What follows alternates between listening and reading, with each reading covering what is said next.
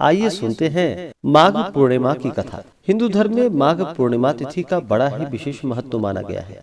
माघ पूर्णिमा तिथि के दिन इस दिन कहा जाता है कि इस दिन भगवान विष्णु का वास, जो कि गंगा जल में भगवान विष्णु का वास माना गया है। माघ पूर्णिमा तिथि के दिन विशेष प्रकार से गंगा स्नान करना, तीर्थों संगम आदि में स्नान करना, दान पुण्यों का कार्य करना, भगवान सत्यनारायण का पूजन करना, भगवान शिव माता पार्वती का पूजन करना, व्रत को रखते हुए संध्या के समय में जो कि माता लक्ष्मी का पूजन करना, माता लक्ष्मी को खीर का भोग लगाना, यह सब बड़ा ही पुण्य फलदायी माना गया है। और शाम को फिर चंद्रोदय होने के बाद चंद्र देवता को अर्घ्य प्रदान करनी चाहिए। इसके बाद फिर पूर्णिमा तिथि का व्रत पूर्ण माना जाता है। पूर्णिमा तिथि के दिन इस दिन शुद्ध और सात्विकता का पालन करते हुए, धर्म का आचरण करते हुए व्रत को धारण करना चाहिए। 32 पूर्णिमासी का जो भी व्रत करते हो उन्हें पूर्णिमा तिथि के दिन जो कि गंगा नदी में, तीर्थों आदि में, मंदिरों में दीप आदि का दान अवश्य ही करनी चाहिए। इससे अनंत गुना पुण्य फलों की प्राप्ति होती है। तो आइए सुनते हैं माघ पूर्णिमा की कथा।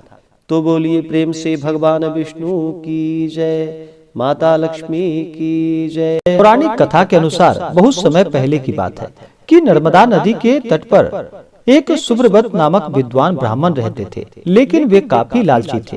धन कमाना ही था और ऐसा करते करते ये समय से पूर्व ही वृद्ध दिखने लगे और कई बीमारियों की चपेट में आ गए। इस बीच उन्हें अंतर ज्ञान हुआ कि उन्होंने पूरा जीवन तो धन कमाने में ही बिता दिया, अब जीवन का उद्धार कैसे हो पाएगा। इसी क्रम में उन्हें माघ माह में स्नान का महत्व बताने वाला एक श्लोक याद आया। इसके बाद स्नान का संकल्प लेकर ब्राह्मण नर्मदा नदी में स्नान करने लगे। करीब 9 दिनों तक स्नान करने के बाद उनकी तबीयत अचानक खराब हो गई और मृत्यु का समय आ गया। वे सोच रहे थे कि जीवन में कोई तो सत्कार्य मैंने किया नहीं और सत्कार्य न करने के कारण उन्हें नरक का दुख भोगना होगा। लेकिन वास्तव में मात्र 9 दिनों तक माघ मास में स्नान के कारण उन्हें मोक्ष की प्राप्ति हुई। दूसरी कथा के अनुसार कांति नगर में धनेश्वर नामक एक ब्राह्मण अपना जीवन भिक्षा मांगकर व्यतीत कर रहा था और अपना जीवन यापन कर रहा था। उसकी कोई संतान नहीं थी। एक दिन उसकी पत्नी नगर में भिक्षा मांगने गई, परंतु सभी ने उसे बांझ कहकर भिक्षा देने से इनकार कर दिया। फिर किसी ने ब्राह्मण दंपत्ति को 16 दिनों तक माता काली की पूजा करने को कहा। उन्होंने विधिवत पूजा और आराधना की और तब उनकी आराधना से प्रसन्न होकर माता काली ने दोनों को संतान प्राप्ति का वरदान दिया और कहा कि अपने सामर्थ्य के अनुसार प्रत्येक पूर्णमासी को तुम दीपक जलाओ। इस तरह हर पूर्णिमा के दिन तक दीपक बढ़ाते जाना जब तक कि वह 32 दीपक न हो जाए।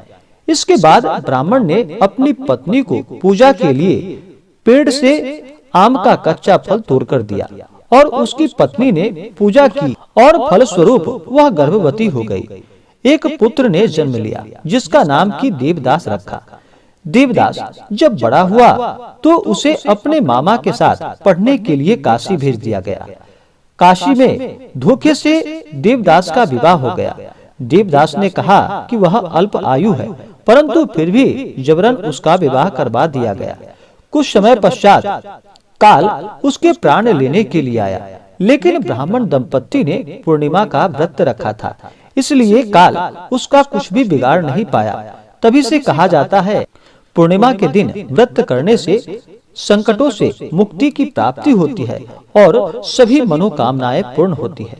इसी प्रकार से जो भी भक्त सच्ची श्रद्धा के साथ, नियम और निष्ठा के साथ पूर्णिमा का व्रत करते हैं, इस दिन भगवान श्री हरि विष्णु माता लक्ष्मी का पूजन करते हैं, उनके सभी दुख और कष्ट दूर हो जाते हैं तथा भगवान श्री हरि विष्णु की कृपा से और माता लक्ष्मी की कृपा से उन्हें सभी प्रकार के सुख और समृद्धि की प्राप्ति होती है। तो आशा करता हूँ कि यह जानकारी आपको अच्छा लगा हो। ऐसे ही ज्ञानवर्धक जानकारियाँ प्राप्त करने के लिए हमारे इस चैनल पे अगर आप नए हैं तो चैनल को लाल बटन दबा करके सब्सक्राइब करें, साथ में बेल आइकन घंटी को दबाएं ताकि मेरे वीडियो का नोटिफिकेशन आपको समय से मिलता रहे।